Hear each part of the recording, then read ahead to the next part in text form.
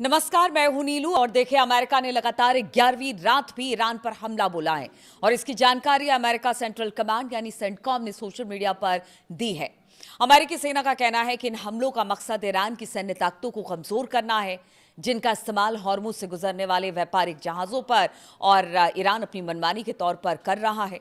हमले के जवाब में इस बार ईरान ने भी बहरीन के शेख ईशा एयर बेस पर हमला किया है और बताया जा रहा है कि ये बहरीन में स्थित अमेरिकी एयर बेस है जिस पर हमला किया गया और बहुत ज्यादा नुकसान यहां पर भी किया गया है। इसके अलावा एक दो खबरें और बड़ी हैं जो आपको बताऊंगी, लेकिन जंग की शुरुआत हमलों के साथ ही करते हैं। तो अमेरिका ने हमला किया, जवाब में ईरान ने भी अमेरिका के बहरीन स्थित एयरबेस को उड़ाया है। लेकिन इस बीच खबर यह भी आ रही है कि किस तरह से अब ईरान जंग के बीच अमेरिका के राष्ट्रपति डोनाल्ड ट्रंप ने सऊदी अरब के साथ एक ऐतिहासिक परमाणु समझौते को मंजूरी दे दी है, जो आज की बड़ी खबर कही जा रही है। आप समझिए कि जिस ईरान पर परमाणु समझौते का उल्लंघन करने या फिर अपने कार्यक्रम को बंद करने को लेकर अमेरिका ने ईरान पर हमला किया था, अब वहीं पर खाड़ी देश जो है एक सऊदी अरब, उसके साथ परमाणु समझौता को मंजूरी देने की बात अमेरिका की तरफ से कही जा रही है।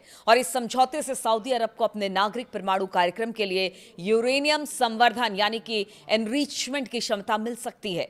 देखिए, शुरुआत ईरान की भी इसी को लेकर हुई थी और ईरान लगातार कह रहा था कि देश को चलाने के लिए जितनी ऊर्जा या यूरेनियम इनरिचमेंट की जरूरत होती है हम वही कर रहे हैं। लेकिन इसके बावजूद अमेरिका और इजराइल ने मिलकर हमला किया ईरान पर, यह कहते हुए कि वो अपना परमाणु कार्यक्रम आगे बढ़ा रहा है, क्षमता से ज्यादा यूरेनियम इनरिचमेंट वो कर चुका है। लेकिन अब इस बीच जो खबर आ रही है सऊदी अरब के साथ अमेरिका के समझौते की, वो जरूर पूरे अरब मुल्कों में एक तरह से कह लीजिए कि कान खड़े करने वाली खबर है। अभी इसकी आधिकारिक घोषणा नहीं हुई है, लेकिन वॉल स्ट्रीट जर्नल और न्यूज एजेंसी एपी ने ये खबर जो है वो सूत्रों के हवाले से दी है। एपी की रिपोर्ट के अनुसार इस समझौते की सार्वजनिक घोषणा बुधवार 22 जुलाई को हो सकती है।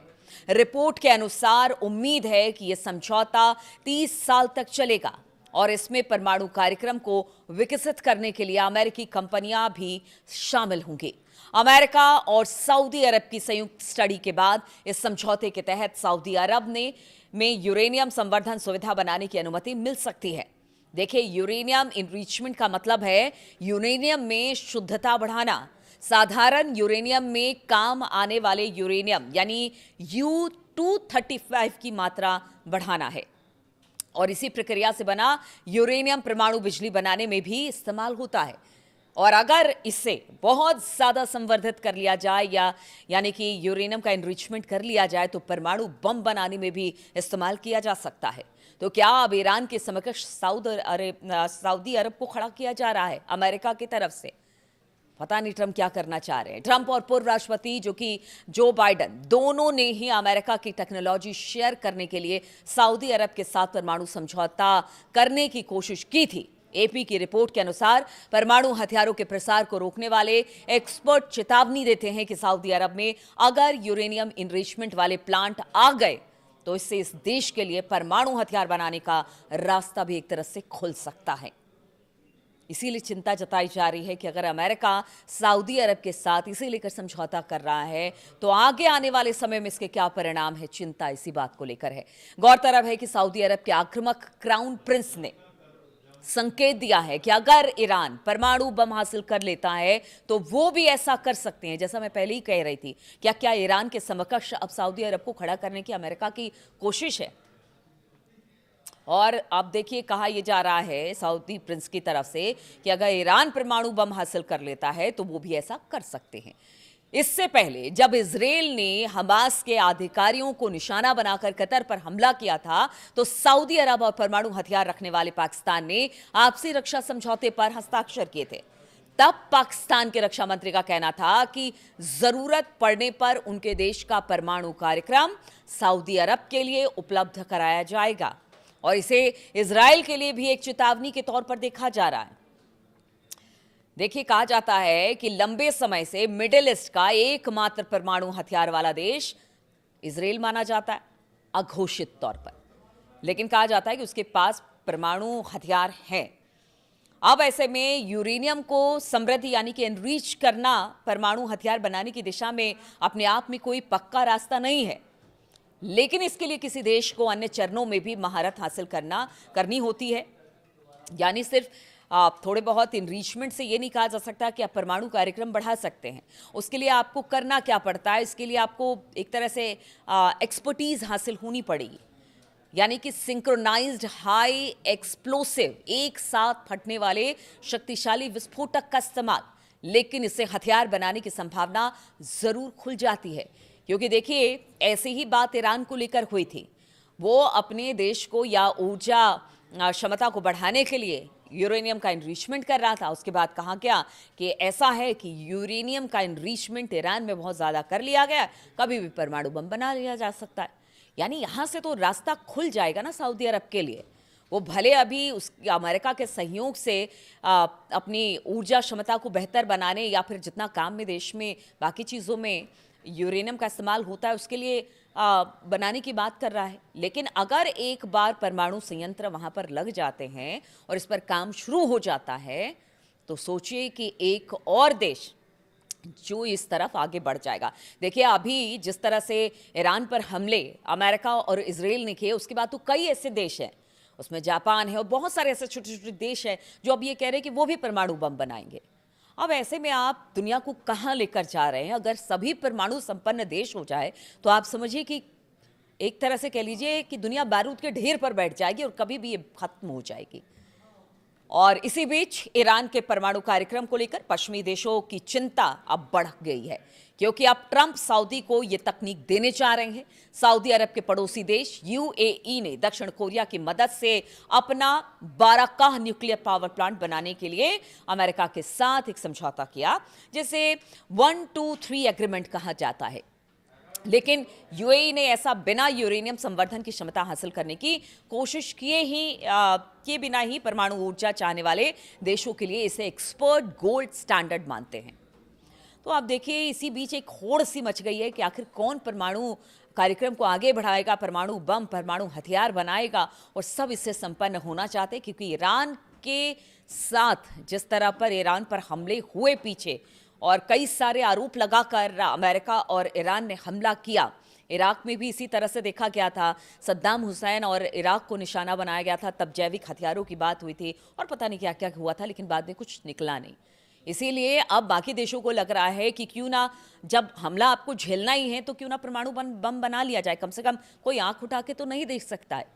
लेकिन आप समझिए कि किस ओर दुनिया जा रही है। और इस बीच एक और खबर सामने आ रही है कि ईरान पर जिस तरह के हमले पीछे अमेरिका ने किए और अमेरिका को जिस तरह से डैमेज ईरान ने किया है, अरब मुल्कों में इसके एयर बेसिस या बाकी चीज़ों को निशाना बनाया, उससे इस वक्त अमेरिका हिला हुआ है। कल भी इस पर मैंने एक वीडियो बनाया था और भारी नुकसान इस युद्ध की वजह से अमेरिका को हुआ है।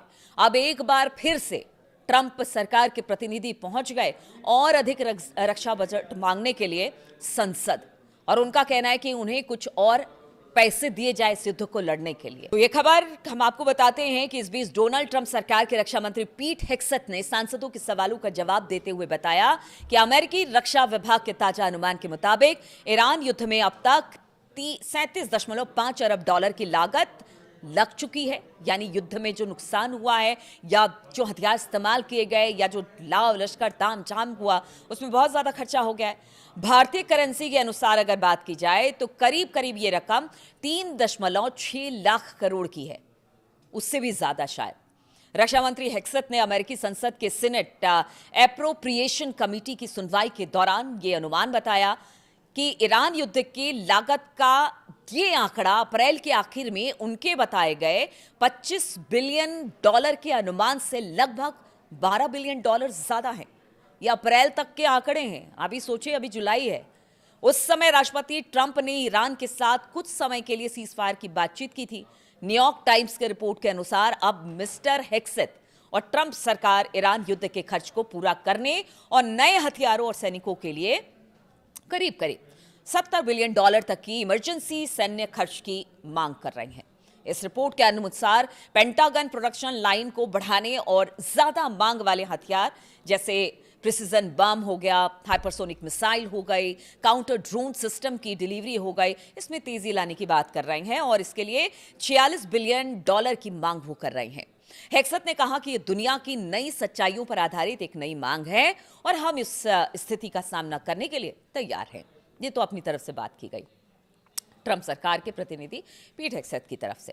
अब देखिए, सीनेट के डेमोक्रेट्स और कुछ रिपब्लिकन ने युद्ध के लिए अरबों डॉलर की फंडिंग की जरूरत पर संदेह जताया है, जबकि पेंटागन आने वाले रक्षा बजट में 1.5 ट्रिलियन डॉलर की मांग कर रहा था। एप्रोप्रिएशन कमेटी में सबसे सीनियर डेमोक्रेट वॉशिंगटन की सीनेटर पैटी मरे ने कहा कि सरकार ने इसे आपातकालीन मांग के तौर पर पेश करने की कोशिश की, लेकिन इसे सामान्य बजट प्रक्रिया से बचने की कोशिश के तौर पर बेहतर समझा जा सकता है। उन्होंने कहा कि समस्या पैसे की कमी नहीं है, बल्कि खराब प्लानिंग है। इसलिए मैं साफ साफ कहूंगी, सच तो यह है कि आपकी मांग का कोई खास मतलब नहीं है। जबकि हेक्सेथ ने पेंटागन की आपातकालीन फंडिंग की मांग के इतने बड़े होने के लिए पिछले बाइडेन सरकार को जिम्मेदार ठहराया। हेक्सेथ ने कहा कि इस तरह के खर्च की जरूरत इसलिए है क्योंकि बाइडेन सरकार ने हमारे विभाग के अंदर भी भारी लापरवाही और अनदेखी की है। उन्होंने सेना को आधुनिक बनाने की जरूरत के बारे में बात की, क्योंकि सस्ते और बड़ी संख्या में उपलब्ध ड्रोनों के आने से युद्ध का तरीका तेजी से बदल रहा था। आमतौर पर पेंटागन के आधुनिकीकरण के प्रयासों का खर्च नियमित जो बजट होता है उस पर उठाया जाता है, ना कि आपातकालीन अतिरिक्त मांगों जैसे कि हेक्सेथ ने मंगलवार को मांग की। यानी उनका कहना था कि अब हमें दीजिए, अब सेना में रिफॉर्म की ज़रूरत है, यहाँ पर सस्ते ड्रोनों की ज़रूरत है, क्योंकि जिस तरह से ईरान अपने सस्ते ड्रोनों से महंगे महंगे ड्रोन्स गिरा रहा है या फिर जहाज़ों को टारगेट कर रहा है, उससे अब अमेरिका को लग रहा है कि नहीं, अब हमें भी सस्ता ड्रोन बनाना होगा। युद्ध में लंबा अगर उलझना है तो फिर आपको इस तरह की बात करनी होगी। लेकिन क्या अब अमेरिकी संसद इस जो पैसे की डिमांड अमेरिकी सरकार और डोनाल्ड ट्रंप सरकार की तरफ से की गई है, क्या उसको मानेगी? क्योंकि देखिए, अंदर खाने ही सवाल अब उठ रहे हैं। इधर एक और बड़ी खबर आई है, उसके लिए अलग से वीडियो बनाऊंगी, लेकिन आपको एक मोटा मोटी बता देती हूं कि अब टैरिफ का खेल एक बार फिर से ट्रंप ने शुरू कर दिया है और युद्ध में जो गवा रहे हैं ना, उसको टैरिफ से फिर वसूलने की कोशिश कर रहे हैं। तो ये है ट्रंप। कल कनाडा में हमने देखा था कि 100% टैरिफ लगा दिया। आज जेनरिक दवाओं पर 200% टैरिफ लगाने की ट्रंप बात कर रहे हैं। तो बस कुछ देर में वो भी आपको एक वीडियो बनाकर ज़रूर बताऊंगी कि क्या क्या मंशा है आखिर ट्रंप और अमेरिकी गवर्नमेंट की। लेकिन नुकसान तो बहुत हो रहा है और इस बात को लगातार वहाँ की सीनेट भी पूछ रही है, अमेरिका की जनता भी पूछ रही है कि आपने इतना पैसा लगा दिया और पैसे मांग रहे हैं, उसका होगा क्या और इसका फायदा अमेरिका को कैसे हो रहा है। तो इसका सवालों का जवाब तो देना होगा, लेकिन हमले इस बीच भी जारी हैं। बातचीत पता नहीं होगी कि नहीं होगी, लेकिन अमेरिका जरूर अब घिरता नजर आ रहा है और स्थिति नाजुक होती चली जा रही है। चलिए, बहुत बहुत शुक्रिया मेरे साथ इस वीडियो में शामिल होने के लिए। कोशिश करती हूँ कि तमाम अपडेट्स आपके सामने रखूँ। आपके कमेंट्स का इंतजार रहेगा।